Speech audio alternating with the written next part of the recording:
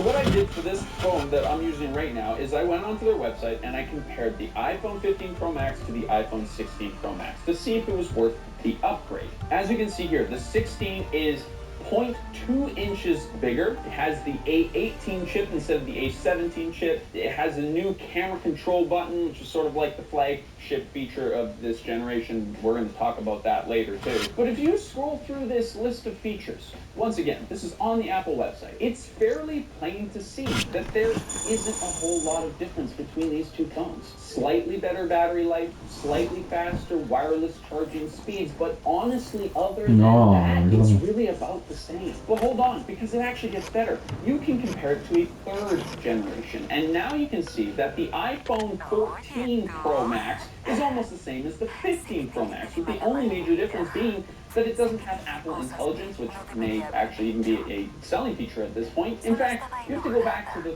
13 Pro Max to get a significant camera change and to lose the USB-C connector. Now, if there really is no difference between these various generations of iPhones, the average rational thinking person would just stop upgrading them or move out of the Apple ecosystem to some other product. However, that ecosystem traps people like myself within this Apple world, whether they like it or not. But before we get into that, I want to talk about the sponsor of today's video. We got a Surfshark sponsorship, you guys. We have been wanting to work with Surfshark for a while because we actually need a VPN.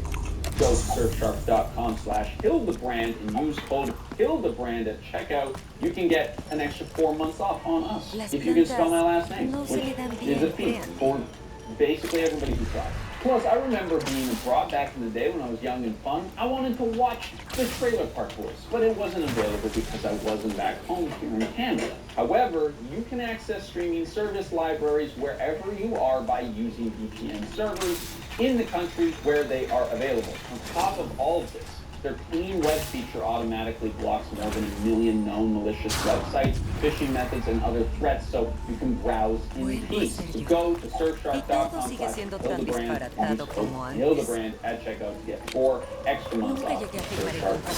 And thanks again, Surfshark. Now let's get back into it. So Apple has unleashed a bunch of different tactics to try and get you to upgrade phones, even when there's not that much improvement year over year. But even when the innovations aren't so insignificant, like these foldable phones that we're seeing today, there is a similar playbook being used to manipulate you into buying a new phone that you do not need. We talked about planned obsolescence in a whole other video that we released last year, so I'm not going to repeat myself. But if you don't know what it is, then you must be new to this channel. Thanks for stopping in. Consider subscribing. So you might have known about the scandal back in 2017, where Apple admitted to slowing down their old iPhones, basically with the plan of getting people to buy new ones. This planned obsolescence is a physical degradation of the product over time to get consumers to buy new phones. But that's not the only thing that... Bask in summer, not traffic. With the Pegasus Shuttle Van. Round trips connect Denver to Lakewood, Idaho Springs, Frisco, Vail, and Avon. Scroll or sleep through I-70 traffic with Wi-Fi and comfort each way. Find tickets at ridebustang.com. Going on, cultural or psychological obsolescence is the social aspect surrounding what we do and do not buy. And these new flip phones are a textbook example. See, here's the difference. iPhone only really needs to have one prominent feature to distinguish the new model from the old model, because Apple users are notoriously loyal, whether they want to be or not. Take the camera button on the latest iPhone 16. This thing is kind of dumb, really, because you can already preset the action button from last year's generation to do what this camera button does without making a whole button about it. But that's not why they made it. This is a subtle visual cue to the rest of the world that you got the new iPhone. Other smartphone brands have to do something way more obvious and impressive to get people to buy because there is more competition amongst Android users. This is why Androids are always the first ones to come up with the newest tech features. And while foldable phones have been around for a little while, up until now, they've kind of always sucked. But this year, I think we're at a tipping point where foldable and flippable phones are gaining popularity, and they're actually starting to set a new standard. Phones like the Motorola Razr Plus and the Z Flip from Samsung are some of the few iPhones today that are offering people a truly new smartphone experience. Up until now, they've been really, really expensive, and they were really prone to technical problems that basically made them useless after a couple of years. But this is the gamble that Samsung is making. They've invested a lot of money and a lot of time. A huge risk was taken on this technology to take it from nothing to where it is now. And if it becomes the next big thing, they're going to have a huge cash out because they are basically one of the biggest shareholders in the market right now. And there's so much hype and so much excitement for this because we haven't really seen a new visual experience to the smartphone landscape in a long time. And there's a lot of people talking about how this made them switch from Apple, right? But before you go dropping $2,000 on a folding phone, we have seen this before. Do you remember the home button? Before Retina cameras and the whole swipe up experience, we were using our thumbprints to open our phones like we were in the Stone Ages. Just like folding phones, this tech was pioneered and trialed by various Android devices for years before iPhone adopted the technology, and the hype for it was massive. But here's the thing about these phones that is not nearly talked about enough. It actually kind of makes using your phone less convenient in a lot of ways. Like when we hit the milestone of facial recognition, the hype was so real, and the feeling that was like, this is the next big thing. But it's actually not that significant of a change. Instead of using Touch ID, you're using Face ID.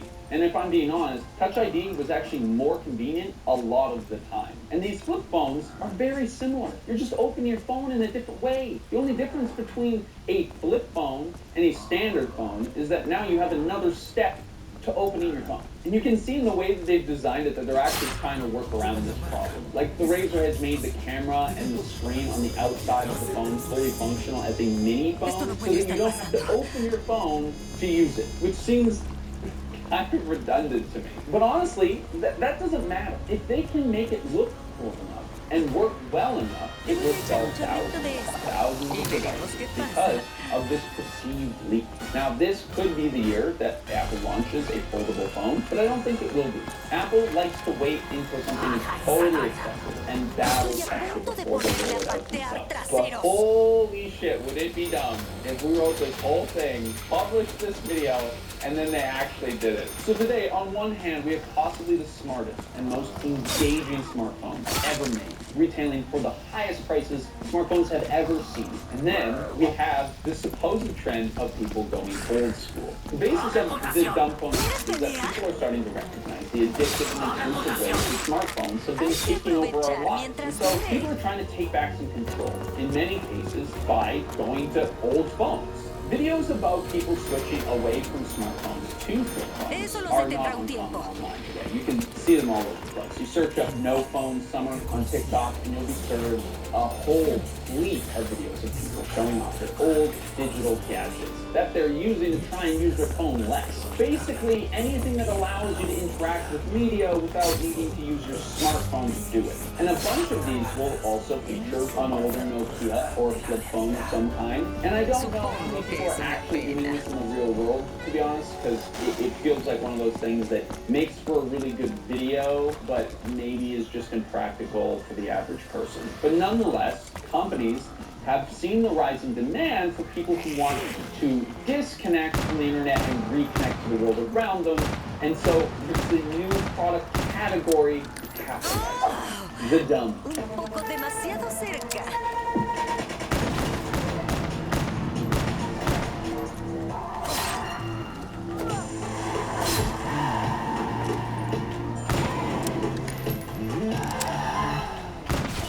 So these dumb phones, and there's a bunch of them, but basically they offer you limited functionality of the traditional smartphone in order to help you live a more real-world connected life. Matthew Bella made a video about switching to one of these things 2 years ago, and I watched it when it came out, and spoiler alert, he doesn't end up sticking with it past the 30-day test.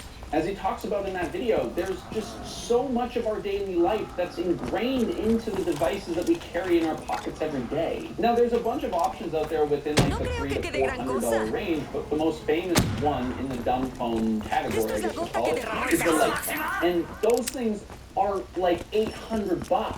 And as a lot of the reviewers online have said, and a lot of the comments on those videos also say, it's a lot of money for not a lot of fun. The truth is, you can try a flip phone or a dumb phone your way out of our dopamine-driven, hyper-speed, tech-fueled society, but you're ultimately just going to be left out. And you could say, well, that's fine, dude, this shit sucks. But it's not just your Pinterest page or, you know, your news feed or whatever that you're missing out on, but the very real convenience that these smartphones provide us with today. And I think the thing is, we've kind of forgotten how much these phones have changed our lives. Like, just the apps alone are enough to make you switch back to a smartphone. WhatsApp or Facebook replace phone calls. Every restaurant menu has a QR code. Parking spots, Ubers, car shares, PayPal, Venmo, and the directions to get to all those things are all done through an app. The question is really, to smartphone or not to smartphone? And today, it's almost impossible to live without one. So which one will you choose? And some of the biggest companies in the world are creating the most hype and most exciting products that we have ever seen to make you choose them. So, I mean, unless you can somehow live a smartphone-free life, which is going to be harder, less convenient, and more annoying, and maybe even less socially rich, you're probably going to end up buying a smartphone. And so the real question is, what smartphone are you going to buy? Because it's overwhelming. Like, if you look at the foldable and flippable phones today, it is super stimulating. It is all about enhancing your online experience and your productivity and integrating your life into this device as much as possible. They're really focusing on that human-tech relationship. And at the same time, it's kind of like an homage to the past. Like, my first phone was a flip phone. The LG Chocolate and those other kind of weird phones of my generation seem like what these new phones Qué culiado, boludo. Ponete la cosa, la concha de tu madre. Same sort of nostalgic trend repetition thing that we've seen in the fashion world forever, and it's working. Now, I don't want to say that, like, you know, it's either flip phones and paper maps or smartphones and nothing in between. In fact, kind of the opposite. I think the best thing that you can do for your wallet and for your mental well-being probably is to hold on to whatever smartphone you have right now as long as possible. Because the reality is, once smartphones had cameras and music and access to the internet, there really hasn't been any advancements that will truly change your life that much. Foldable screens aren't going to make your life that much better. And they're probably going to be boring and normal in like 3 years, and you can get one then for half the price.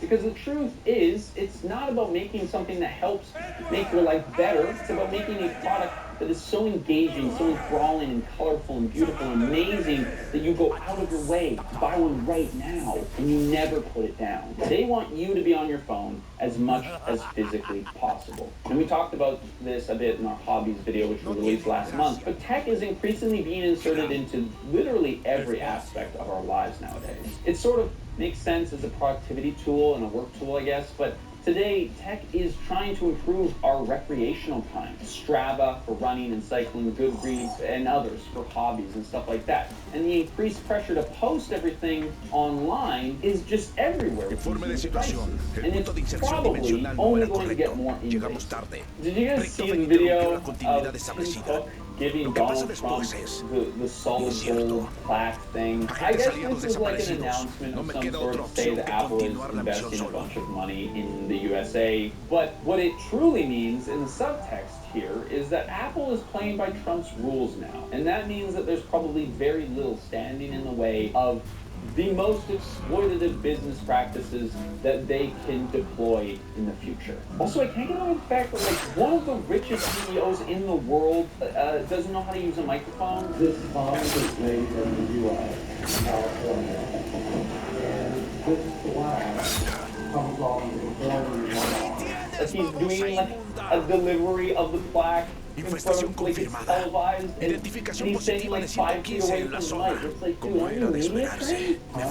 You've been in this game for such a long time. You don't know where the fucking microphone is? Come on, dude. Anyways, look, I'm not saying you shouldn't get a new iPhone if you need it, but we need to stop buying the newest thing just because it exists. It's that kind of mindless consumerism that are keeping these massive companies profitable year over year. And if you just hold on to the phone you currently have, you might actually make more of a difference than anything else. A huge thank you for watching today's video. If you want to support what we do, just keep watching. Just keep showing up, y'all.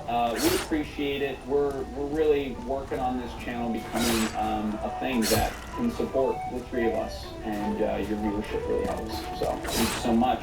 We'll see you in the next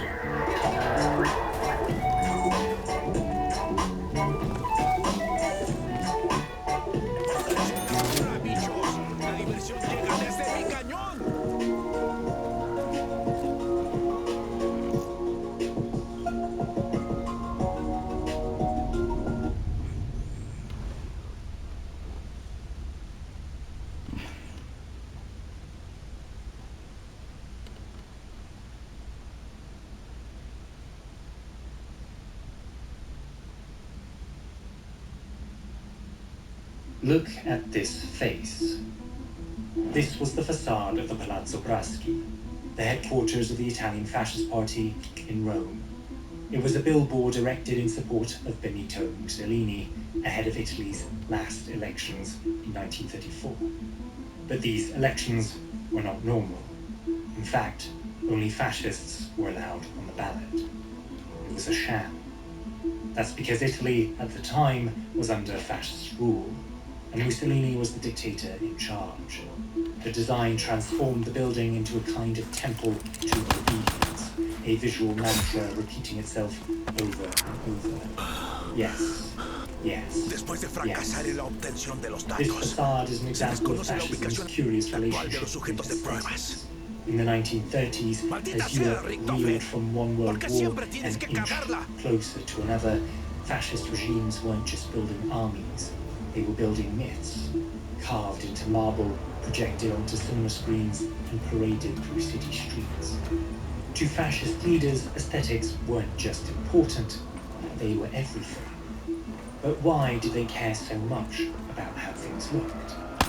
Well, behind this attitude is a dark and twisted genius. As you may know, videos like this are kind of risky on YouTube due to the likelihood of them being demonetized. However, Odoo, this video's sponsor, have been super chill. They've made an informative video like this possible. Odoo are an all-in-one management software that makes managing your business a lot easier. If you have one, you're probably aware of how much software you need just to set it up, let alone run your day-to-day business. You need a website builder, you need web hosting, you need an e-commerce platform, you need CRM, you need to manage your accounting, all on different softwares. It's all just a bit of a mess and annoying. Odoo simplifies this by creating one single, easy-to-manage ecosystem in which you can access all of the apps you need in one place. And what's better is that all of the apps communicate with each other to make it easier for you to track things. Odoo grows with you, so you can just swap to Odoo. I really do think it's Fellini declared that fascism was not just an ideology, it was a religion. Like any religion, it needed a visual language, and before long, it had one. In the early 20th century, two artistic movements helped shape fascism's visual language: Romanticism and Futurism. At first glance, these seem like strange bedfellows. The Romantic movement contained a longing for the past, an obsession with nature, and a focus on the sublime. Futurism, by contrast, called for the total annihilation of the past. It worshipped speed, machines, and violence. But together, these two influences gave fascism a peculiar ability to look both backward and forward, to summon the glory of past empires while promising a radical future. Italian futurists like Filippo Tommaso Marinetti were some of the earliest supporters of Mussolini. They believed that Italy needed to shake off its sleepy traditions and embrace war and technology to bring about a new order. Their manifestos were full of aggressive language, and their art rejected softness and nuance in favour of bold lines, angular forms, and kinetic energy. Mussolini's face on the Palazzo Braschi embodies that aesthetic. The solid stone and harsh lines are unambiguous. Fascism's furrowed brows bury into you a deep, piercing gaze, and it says, I am watching. For a time, futurism seemed like a promising accompaniment to fascism. It made sense to Mussolini that revolutionary art should support what he saw as a revolutionary movement. But there was one big problem. Futurism failed to support one of fascism's most fundamental aims. Fascist leaders didn't just want to look forward, they also wanted to look back, all the way to ancient times. In 1922, Mussolini declared that Rome is fascism's, quote, point of departure and reference. It is our symbol, or if you wish, our myth. We dream of a Roman Italy that is wise and strong, disciplined and imperial. German dictator Adolf Hitler echoed this sentiment. Though some of his Nazi peers wanted to glorify the old Germanic tribes, Hitler idolized ancient Rome and Greece. Hitler's chief architect, Albert Speer, recorded him once saying, quote, Aside, Booking.com, the family must depart. Which way is to go there, indeed? Exactly what you're looking for. Booking.com? Booking.com? Yeah.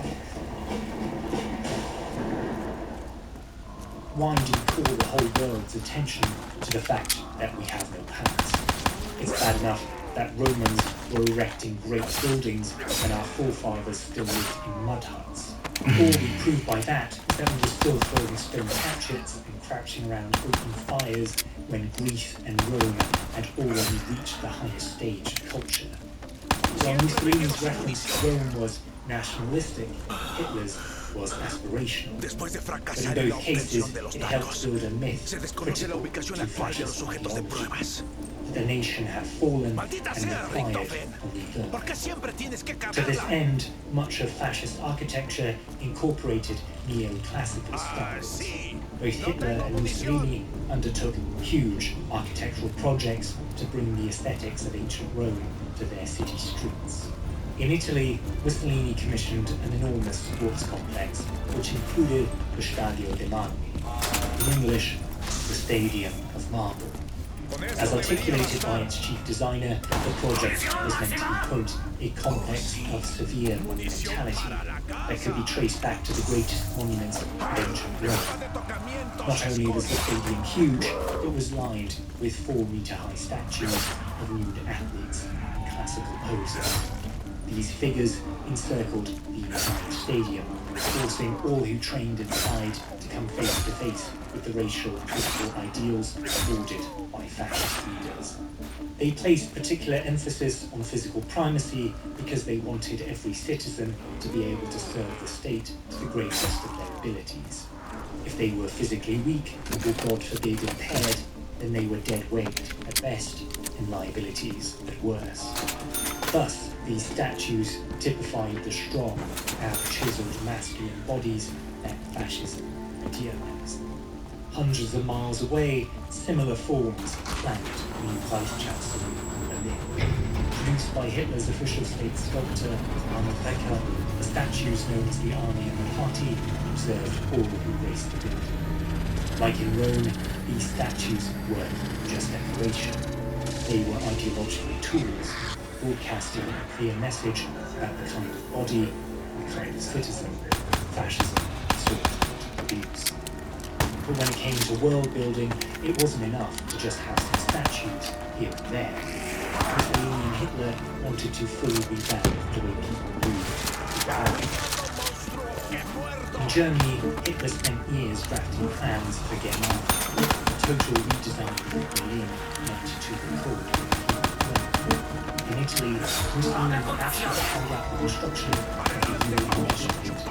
Among its many buildings inspired by Roman design was the Palazzo della Signoria Italiana, also known as the Square. The project merged modernist design with ancient influence, making tangible the tension between fascism's exaltation of the past and its idealization of the future. Compared to the Colosseum of ancient Rome, the Square is geometric and imposing. Everything is harsher, sharper, more intimidating. Ornament has been stripped away, replaced by blank marble and empty space. While the original Colosseum is horizontally dominant, the Square Colosseum towers above masses. Of course, neoclassicism wasn't unique to fascist design. Lots of people, places have tried to harken back to ancient Rome. But the manner in which fascists imitated it seems to say a lot about what they were trying to be. Compare the US Capitol building to Hitler's proposed Volkshalle, the centerpiece of his redevelopment plans for Berlin. Both drew inspiration from Rome's Pantheon. Their architects reached for familiar Roman forms, columns, domes, arches. But despite using similar architectural vocabularies, they have completely different tones. In part, this is due to scale. Hitler had big ideas for Germania. Literally, every part of the new capital was meant to be big.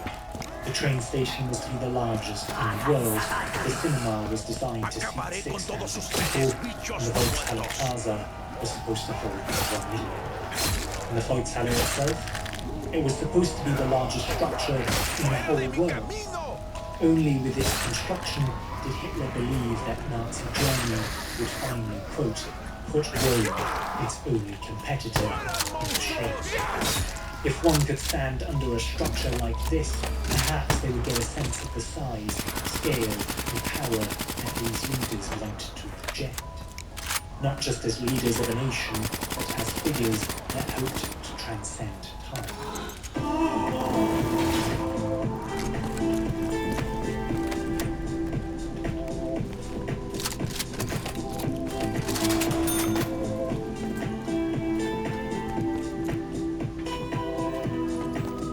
Experience the adults-only, all-inclusive luxury of Hyatt Zilara. These buildings, like many in Nazi Germany and Mussolini's Italy, were designed to be lasting symbols. Hitler explicitly intended for the architecture of Germania to last 1,000 years. Because fascism wasn't just about the domination of the present. It was about creating a legacy, a grand historical narrative where the state never fails, even when the leaders themselves are long gone. On this front, Germania was at a failure. Despite years of planning and building intricate models, little construction work ever got underway. All that survived World War II were some street lamps and a single chair. But fascism's focus on gigantic structures was not accidental. It was part of a calculated effort to control the people who inhabited them, worked in them, and visited them. Monumental architecture overwhelmed not to elevate the soul, but to crush the individual into the crowd and promote conformity. Mussolini's planned 86-meter statue of himself on one of the highest hills in Rome, on the Monte Mario, which would survey the people and dominate the landscape, is an excellent example of this strategy. The Colossus of Mussolini, as it would come to be called, would tower over even the Vatican's St. Peter's Basilica, communicating fascism's superiority over the world's largest religion.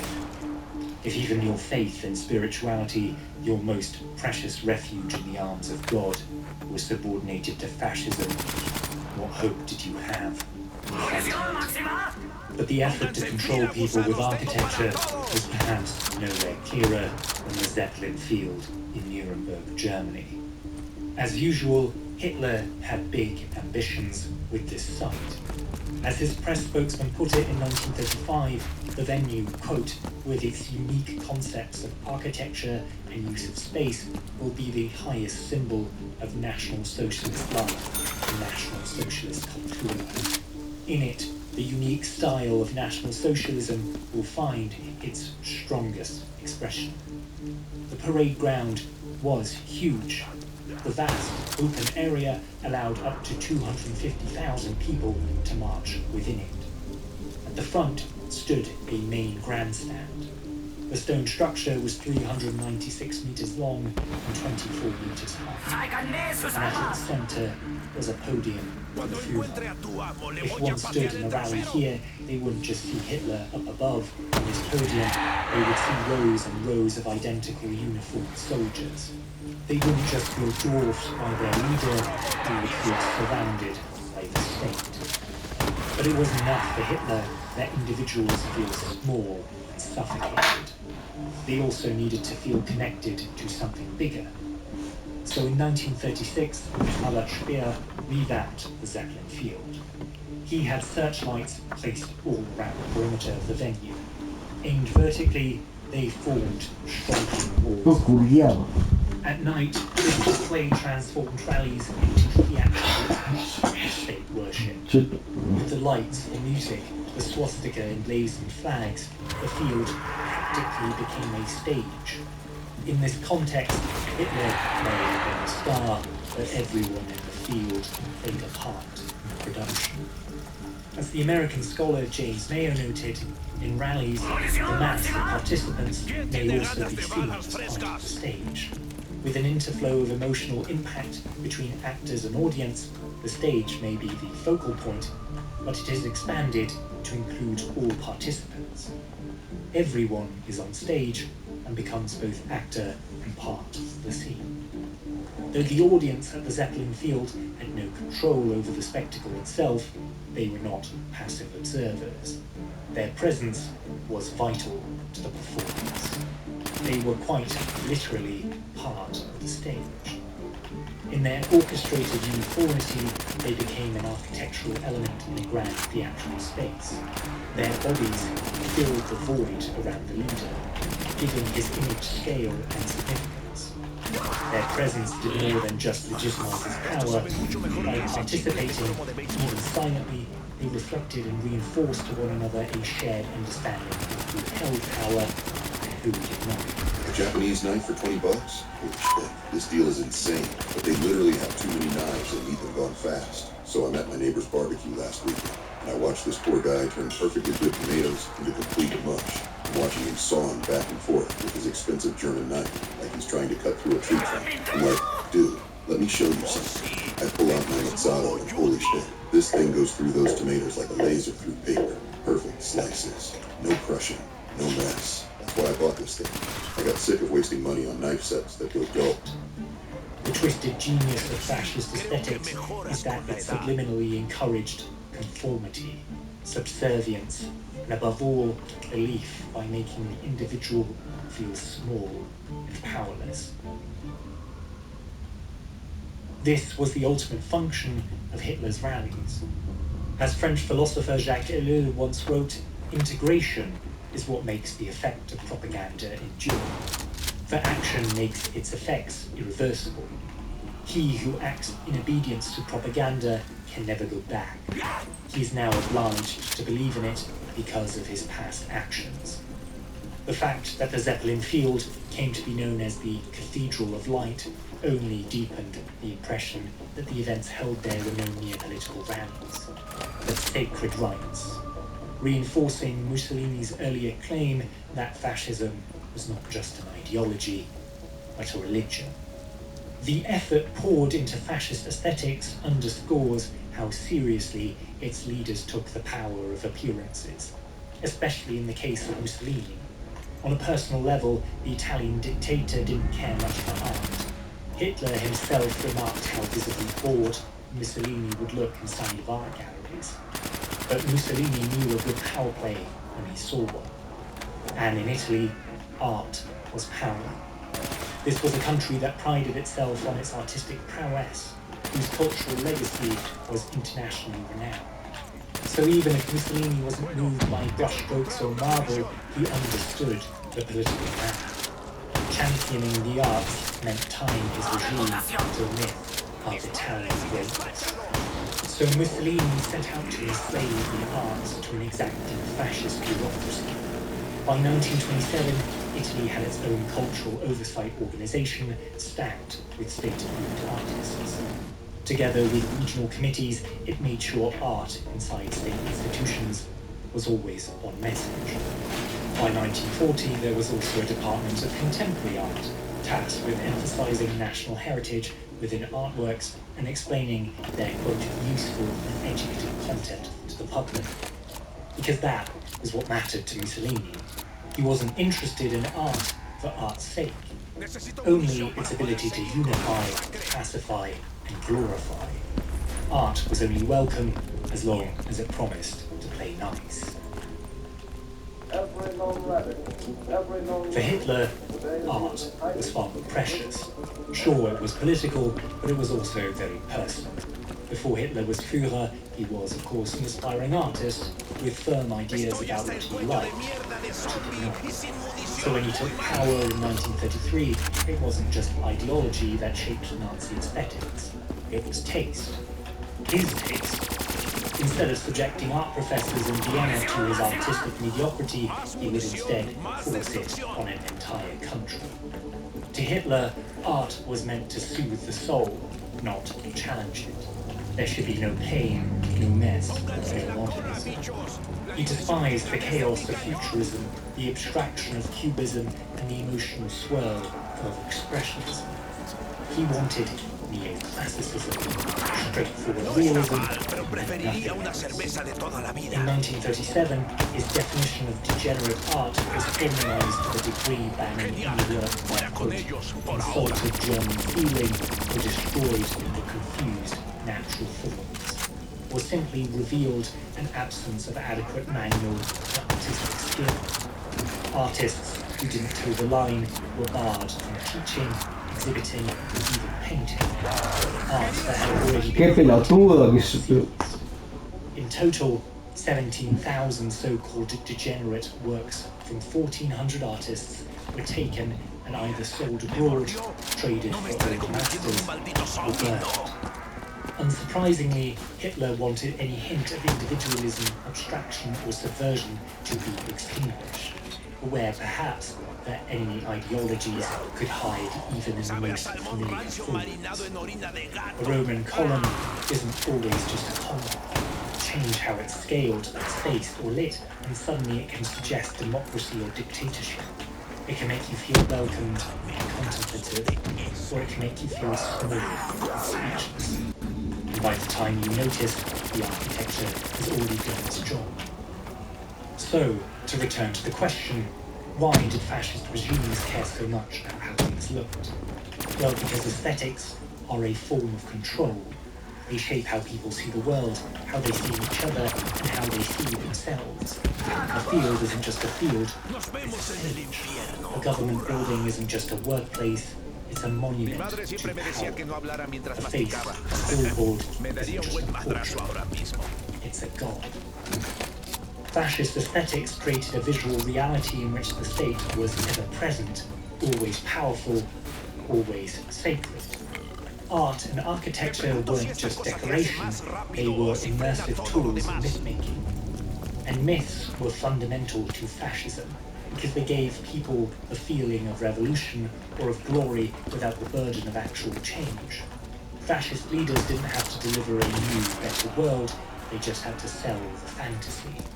This is why philosopher Walter Benjamin famously wrote, quote, "The logical result of fascism is the introduction of aesthetics into political life." Mussolini and Hitler gave the masses only performance and spectacle, not real power or prosperity. Their rituals gave them the illusion of participation while denying them real political agency. Fascist design did much the same. Like Hitler wanted it to, it created a world that soothed you. art and architecture flattered your image of the state and gave rise to pride. If you were of a patriotic persuasion. If you were not, fascist design intimidated, threatened, and constantly reminded you of just how very small and powerless you really were.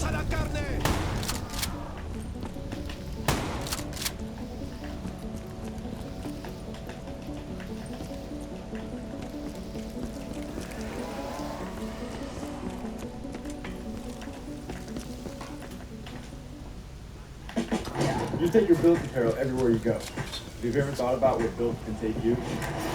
Pack your bags. You're going to the biggest game professional in golf football. VIP at Golf's greenest show on grass, and inside the action at F1 Miami. In partnership with Shared Sweeps, Build is offering one lucky winner, 2 VIP tickets, including flights and hotel stays, to 4 of the biggest moments in sports. Every dollar you spend equals 1 entry, and it all starts with Build. So shop now.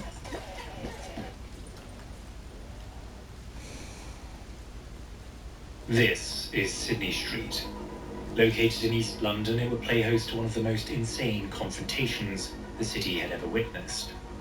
On January 3rd, 1911, 2 anarchist gunmen equipped with automatic weapons would occupy the attention of the entire country and more than 500 police officers and military personnel in a firefight that lasted over 6 hours. But what were the events that led to this wild standoff? And how did it end? To find out, we need to wind back the clock to December of 1910 and turn our attention just west of Sydney Street to Houndsditch, where a mysterious noise is echoing through the night.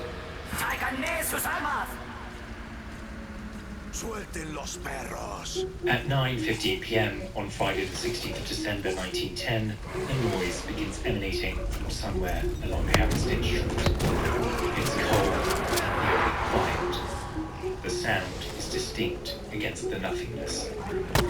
At around 10 p.m., Max Vile, number 120 Houndsditch, returns home from visiting a friend, at which point he becomes aware of the sound.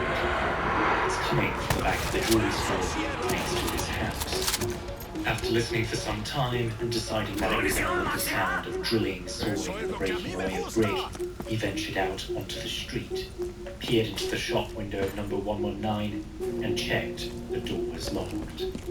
Having verified it was, he went to fetch a police officer to investigate the sound. Maybe it was just some maintenance work being done.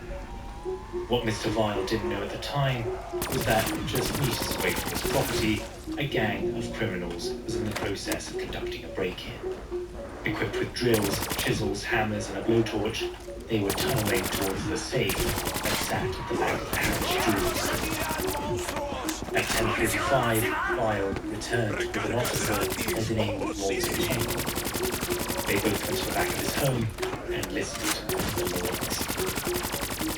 Suspecting foul play was afoot, Hygo went to the adjacent Exchange Building Street, approached the only building close to the sound with a light on, knocked on the door, and was met by a man who, according to him, opened the door in a suspicious manner. 2 buildings down, at number 9, the gang is obliviously chipping away at the brickwork, unaware that one of their accomplices is being drilled by the authorities. At 11:02, after a brief interaction and sufficiently convinced something was wrong, Hyper left to get back up, leaving 2 nearby officers, police constables Walter Jote and Ernest Woodhouse, to keep watch over the 2 streets. Immediately afterwards, the man behind the door scrambled to the back of number 11 and began climbing over the intervening walls all the way to number 9, where he informed the gang of the police interaction. Thinking it was nothing, they continued their work. ¿No puedo comprar un paquete completo en alguna parte?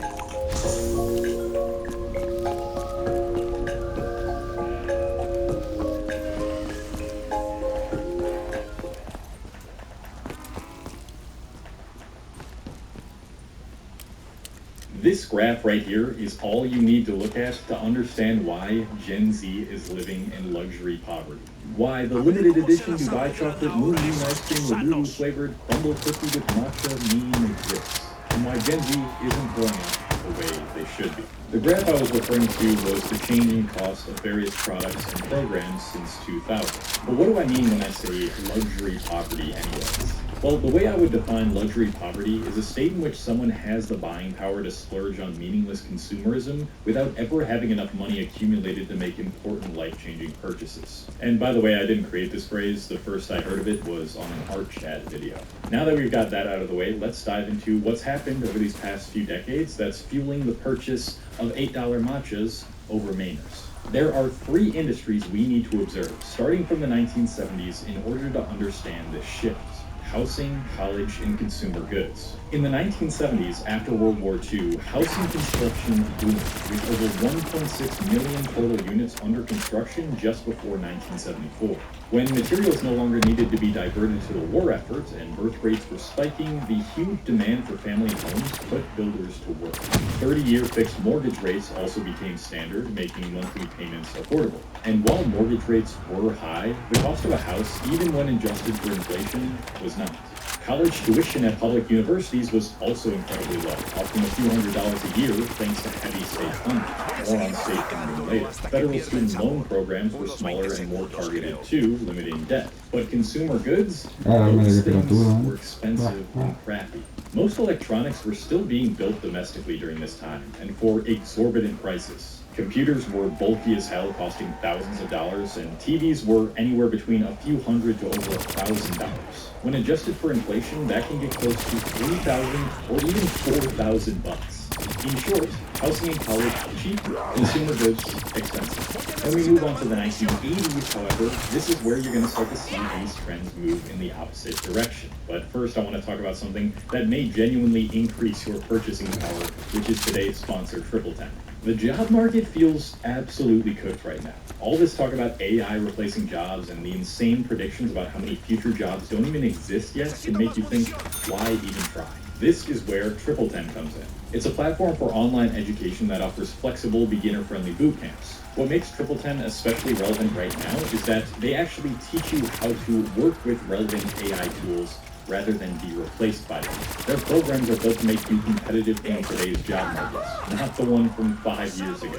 And even if you're not sure that coding is for you, they also offer other career tracks like UI UX design where you don't need to code at all. 82% of their grads get hired within 6 months, which is crazy. And if it takes more than 10 months after completing your program to get the job you signed up for, they will give you 100% of your money back. With a median salary of $70,000, it seems like a no-brainer to go through one of their programs if you've been struggling to secure a stable job.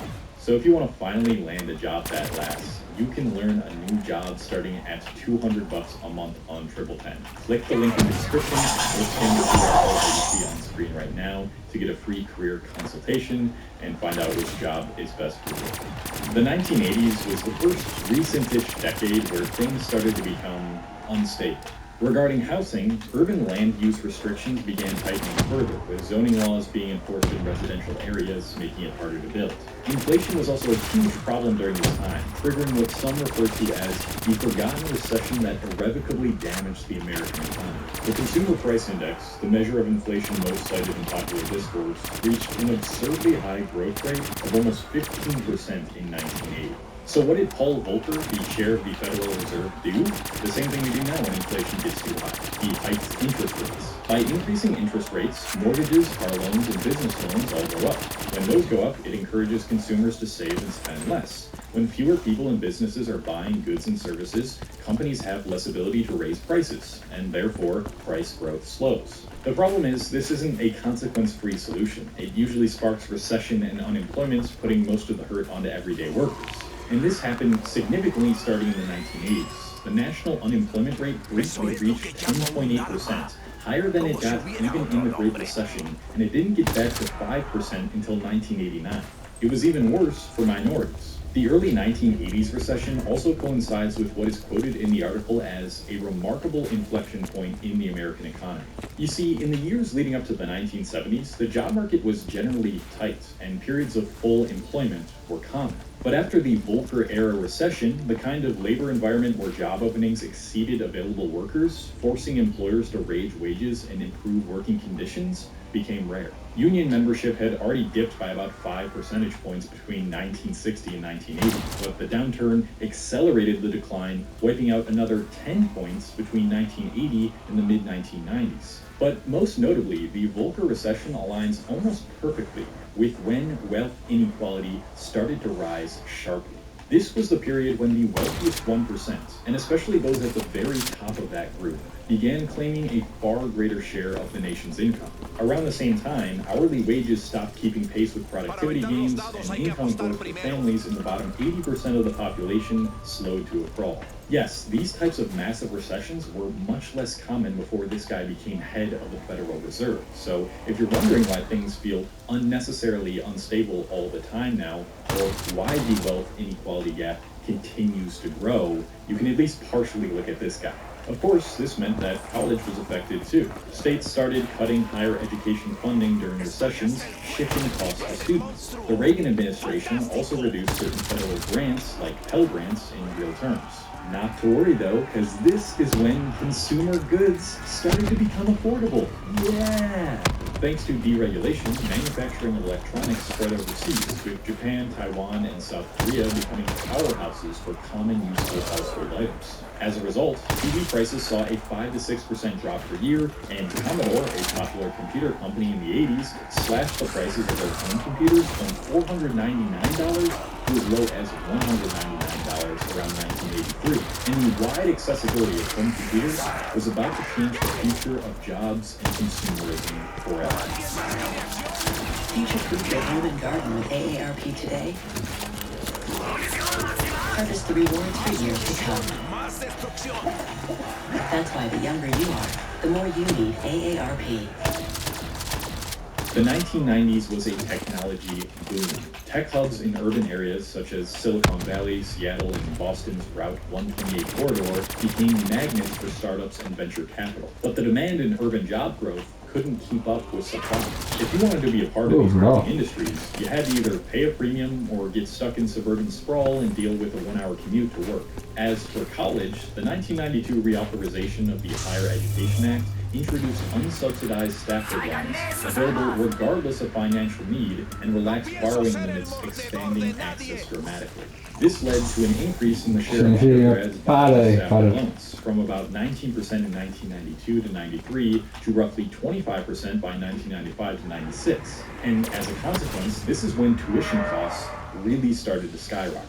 At public four-year institutions, tuition alone increased from around $1,780 in 1989 to about $3,349 in 1999 to 2000, an annual growth rate of approximately 6.5%. Total cost of attendance at public four-year schools jumped about 66% from $4,975 to $8,274 over the decade. If students could simply borrow more, universities had little incentive to keep costs in line with inflation. And behind the scenes, administrative staffing also ballooned, adding layers of student services, marketing departments, and compliance offices, costs that were ultimately passed on to students. Tuition rose at more than double the rate of inflation for much of the decade, and this new culture of borrowing meant students often didn't feel the pain until years after graduation, when loan repayments came due. This is a culture that still persists today, of course, which is why all these statistics are relevant, but consumer goods went down again.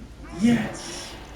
Once the economic reforms in China took hold fully during the 1990s, foreign firms began relocating production to China, ramping up production while reducing costs. But wait, Cole, why are we only talking about TVs and computers? That's not all that Gen Z is buying in order to be in luxury poverty. Well, you're right, but it's these pieces of technology that change the way consumers buy goods, like matcha and Lalubus, and what the culture centered around forever. By the time the 2000s rolled around, the high cost of housing, tuition, and debt was solidifying its place in America. Qué mogolicazo que sos, pelotudo.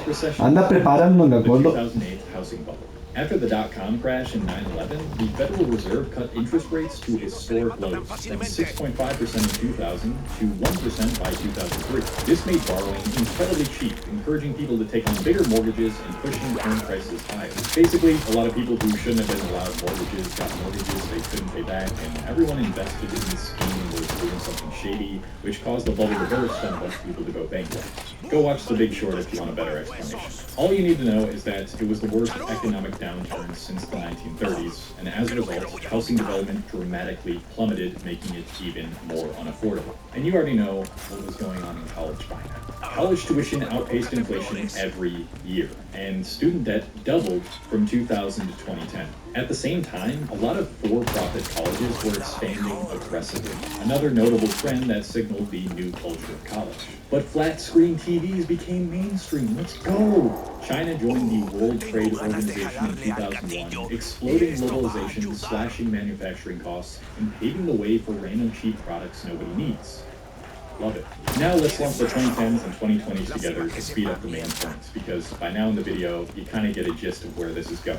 After 2008, housing construction lagged badly. Developers were cautious, zoning was still restrictive, and demand was picking up, driving up prices. Big investors, both in the 2010s and up to present-day 2020s, began buying single-family homes to rent, and more unaffordable luxury apartments were being built, pushing prices up even further. State funding for college hit multi-decade lows, student debt kept getting worse, but now we have unlimited access to any single product we could ever want with 2-day shipping. Yay! Do you get it now? Do you understand why Gen Z is living in luxury poverty? It's not like all of Gen Z is out of a job. Yes, they're dealing with one of the worst job markets that seems to be getting worse the more we understand it, but a lot of them do have disposable income. It's just that they're living in a system that makes it nearly impossible for them to afford a house despite having a job, because wages have not kept up with inflation or house prices, and college debt keeps them from justifying as big a purchase as college. Now, the reason I highlighted housing and college costs specifically alongside consumer goods is because these are the two things I believe that really mark a teenager's progression in. Mailboxes.com provides a complete library of Salisbury-Rivet BIM models and specifications to assist architects in the design process. Click below to learn more.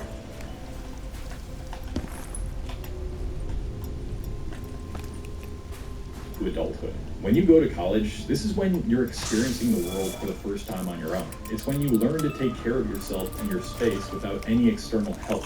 It's when you have to force yourself to make friends instead of relying on the bonds built through proximity in middle and high school. And that certainly helps to make a person feel like their life is moving forward and that they're mature. Housing works in the same way. You don't necessarily have to buy a whole ass house to feel like you're moving forward, but when it's clear that the barrier to entry for any housing, whether that be single-family homes or huge luxury apartments, is higher than ever, well, naturally, you're going to try to find a way to cope with that. A way that allows you to spend the money you do have on quick dopamine hits while still ensuring you don't take on mountains of debt, although still people do take on mountains of debt for the stupidest shit. And what's the best, cheapest way to do that now? Consumer goods. Cheap electronics, Stanley cups with a weird-ass snack accessory around the rim, Labubu dolls, absurdly overpriced drinks, Steam sales on games you'll play for 60 minutes and never touch again. These are small, reasonably priced items Gen Z can justify buying over going into debt for college or housing.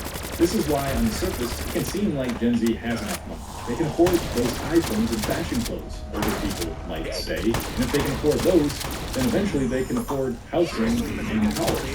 While spending money on shit you don't need to impress people you don't like is a big problem, even if Gen Z didn't do that, they didn't spend any of their money and they just saved all of it, it would still take them a significantly longer time to purchase the things that make you feel like you're progressing in life.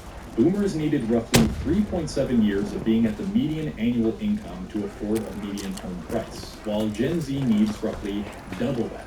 Now you might say, all right, well, that doesn't seem too bad, it's just a few years difference. But that also assumes they could save 100% of their income, which is obviously unrealistic, especially with all the things necessary for living, like food, college, and medical care, increasing far above the average inflation. So realistically, if we take that into account, It's even more than double the amount of time that it took boomers. And you're still wondering why Gen Z is obsessed with buying random shit?